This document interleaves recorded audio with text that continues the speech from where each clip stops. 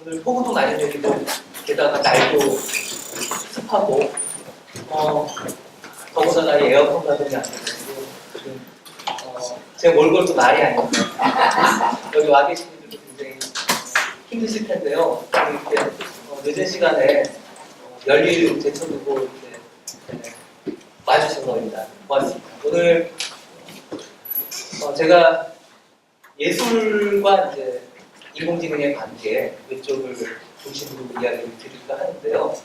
인공지능 자체에 대한 이야기는 제가 작년에 출간한 책 인공지능의 시대 인간을 다시 묻다라는 책에서 많이 다뤘습니다. 인간을 다시 물어야 하는 이유, 인공지능이 뭔가 인간에 대해서 커다란 어떤 도전을 해오기 때문이라고 이야기할 수 있겠습니다. 다시 말해서 우리가 과거에 인간이 뭐다라고 생각했던 여러 가지 기준들이 있어요.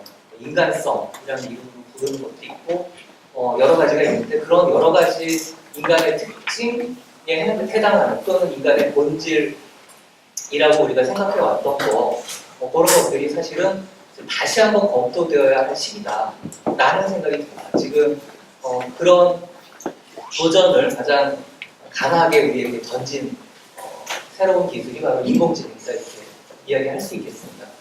오늘은 특히 여러 가지 말씀을 드리겠지만 우선 인공지능이 실제로 뭔지 이걸 좀 살펴보고요. 그 다음에 인공지능이 우리에게 직업이랄까요? 인간의 일거리를 대신한다 이런 이야기가 있는데 그런 부분하고 관련된 몇 가지 보려 그 다음에 인공지능이 인간을 공격하거나 멸망시키려고 하지 않을까라는 걱정도 좀 있습니다. 그런 문제 좀 다루겠고요. 그다음에 인공지능이 보여주고 있는 여러 가지 사회적인 문제 그런 부분도 조금 언급을 해야 될 것 같습니다. 그래서 이제 이런 식으로 인공지능이 뭐다에 대한 이해를 마친 후에 예술에 관한 이야기를 해볼까 합니다. 특히 여기 계신 아마 우리 한예종 학생들은 많이 알고 있을 테지만 일반인들은 잘 모르는 사실이 있는데 예술이라는 건 발명품입니다. 그것도 얼마 되지 않은 한 250년쯤 전에 인류가 발명한 발명품이고요. 그 전까지는 예술이라는 게 없었어요. 좀 이상하게 생각되시죠. 바로 그 문제를 좀 이야기를 드리려고 합니다. 그리고 이제 마지막에 창조성, 또 창조성을 어떻게 기를 것인가, 예술가의 작업, 이런 얘기들을 좀 순서대로 살펴볼까 합니다. 우선 우리가 언론에서 많이 접하게 되는 인공지능 또는 제가 편의상 인공지능 담론이라고 이야기 드릴 텐데요. 인공지능 담론에 등장하는 그 인공지능과 실제로 기업과 개발자들이 인공지능을 만든다라고 할 때의 그 인공지능이 완전히 다르다 하는 점부터 좀 이야기를 드리고 싶습니다. 이걸 이해하시면 인공지능에 대한 이상한 형태의 공포 이런 거 완전히 사라질 거라고 생각합니다. 그러면 어떻게 해야지 인공지능이 무엇인지 우리가 알 수 있을까? 제가 곰곰이 생각을 해보니까 이 개발자들, 엔지니어들이 실제로 참고하고 있는 그 교과서 이런 것들을 보면 되지 않겠냐 생각이 들었습니다. 그래서 왼쪽에 보이는 저 책 이게 이제 전 세계에서 가장 많이 인공지능 개발자들, 연구자들 또 컴퓨터 사이언스 학생들이 공부하는 교과서입니다. 굉장히 두꺼운 책인데요. 유시 버클리의 스티브 러셀 교수하고 구글에 있는 피터 노비 두 사람이 지은 책입니다. 1995년에 초판이 나왔고 99년에 제3판이 나왔습니다. 제목이 재밌는데요. 그 주제가 모던 어프로치라고 되어 있습니다. 현대적 접근입니다. 그럼 인공지능에 대해서 현대적 접근이 있고 또 옛날 접근이 있다는 얘기냐? 이런 의문이 들 수 있는데요. 그렇습니다. 그래서 오늘은 이 현대적 접근이 뭐고 그리고 이제 그 옛날 접근이 뭔지를 간단하게 이야기를 드리려고 하는데 오른편에 있는 책은 아무래도 좀 옛날에 나온 책이다 보니까 다루지 못한 내용들이 있어서 그걸 좀 보완하는 차원에서 훨씬 더 최근에 나온 책을 참고했습니다. 워싱턴 대학의 페드로 도미노스 교수가 쓴 마스터 알고리즘이라는 책입니다. 제가 이제 드릴 말씀은 책들에 나와 있는 가장 기초적인 그걸 좀 이야기 드리려고 하는 건데요. 여기 요 인물 보이시나요? 혹시 누군지 알아보시겠어요? 손가락 있는 부분? 이것도 없습니다. 상시 포인터.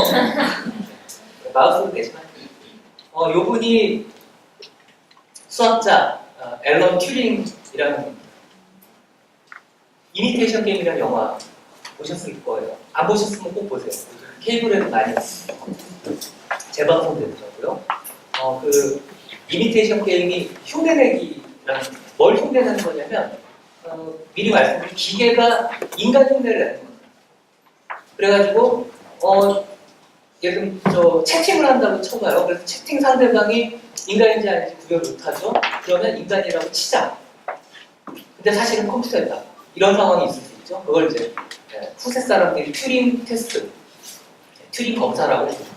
그러니까 튜링은 그런 인간을 흉내내게 하는 게임을 제안했고 그걸 통과하면 인간처럼 생각한다고 간주하자라는 제안을 한 걸로 유명합니다. 바로 그 제안이 나온 게 1950년에 계산기계와 지능이라는 논문에서 처음 그 아이디어가 제안이 됐습니다. 바로 이 튜링이 생각했던 인공지능.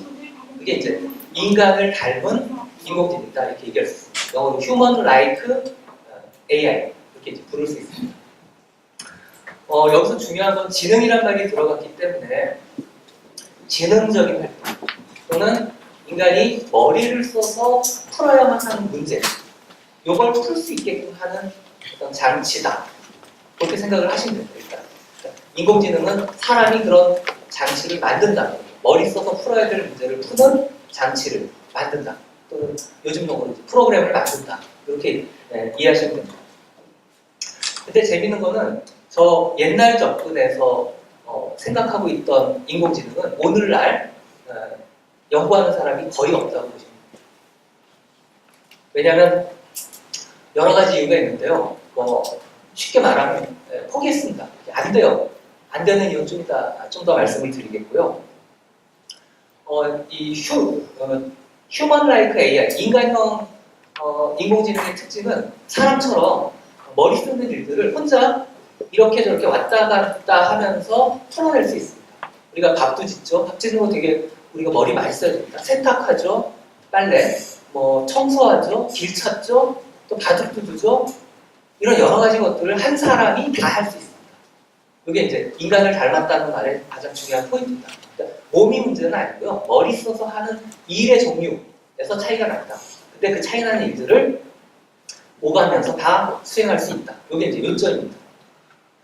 그에 반해서 좀 전에 보셨던 그 현대적 접근의 인공지능은 어떤 특징을 갖고 있냐? 가장 중요한 포인트는 머리를 써서 어떤 문제를 푸는 거는 맞아요. 근데 한 가지 특화된 문제에 대해서만 해결을 합니다.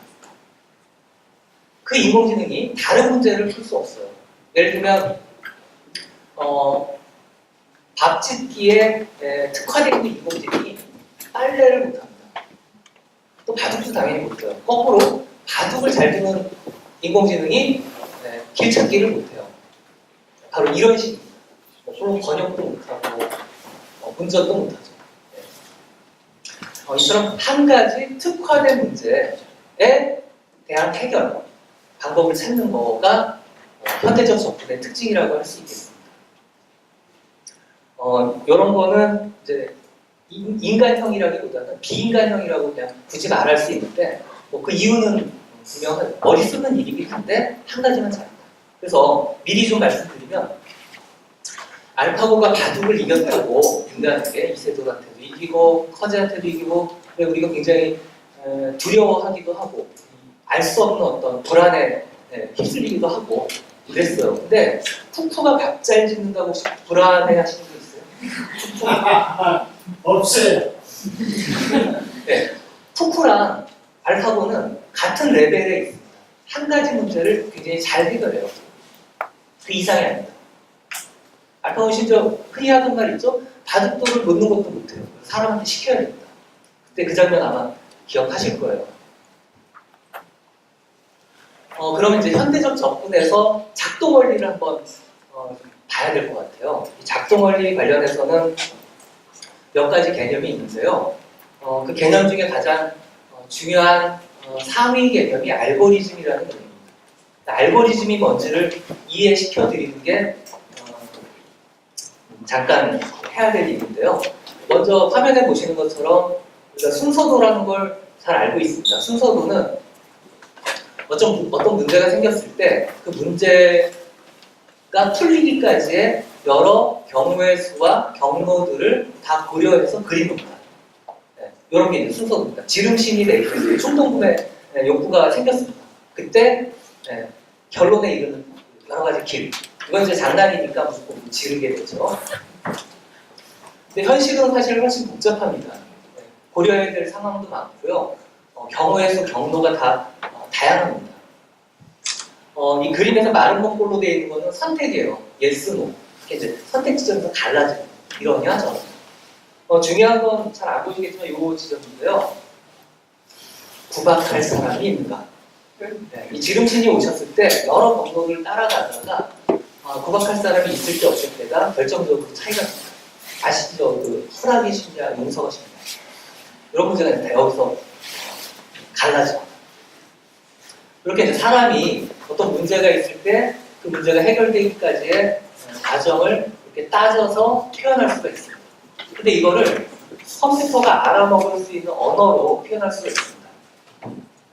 그걸 이제 우리가 프로그램이라고 부릅니다. 프로그램, 소프트웨어, 또 애플리케이션, 앱 이런 말들을 쓰죠. 이게 이제 컴퓨터 언어로 작성된 순서도에 해당하는 그 무엇입니까? 그게 바로 알고리즘입니다. 그래서 알고리즘이라는 상위 개념이 인간에게는 이제 순서도라는 이름으로 익숙하고 컴퓨터에게는 이럴 때 if 어떤 숫자, then 그다음 명령어 어떤 숫자 이런 걸로 이게 조합이 됩니다. 한 줄 한 줄을 우리가 코드라고 부르죠. 코드. 그 코드를 만드는 과정을 코딩 또는 프로그래밍이라고 부릅니다. 기본적으로 알고리즘이라는 상위 개념 밑에 순서도나 프로그램 같은 하위 개념이 포함되어 있다. 이렇게 보시면 이제 인공지능보다는 알고리즘 안에서 또는 프로그램 안에서 어떤 일이 일어나는지를 대충 짐작하실 수 있을 겁니다. 지금 보시는 직관적으로 이해하기 위해서 그림을 제가 구해봤는데요. 보통 왼편에 보시는 것처럼 여기 보시면 이분이 개발자입니다.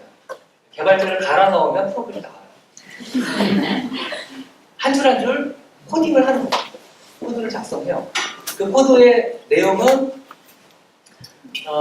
요점만 말씀드리면 우리가 풀고 싶은 문제 또는 더 정확하게 말하면 시키고 싶은 일이 있어요. 그걸 아까 말한 그 러셀 노빅 이 두 분은 프로블럼이라는 말을 쓰기도 했지만 더 정확하게는 태스크라는 말을 씁니다. 태스크 하면 우리가 풀어야 될 숙제, 과제, 임무 이런 거죠. 바로 인간이 바라는 일이 있습니다.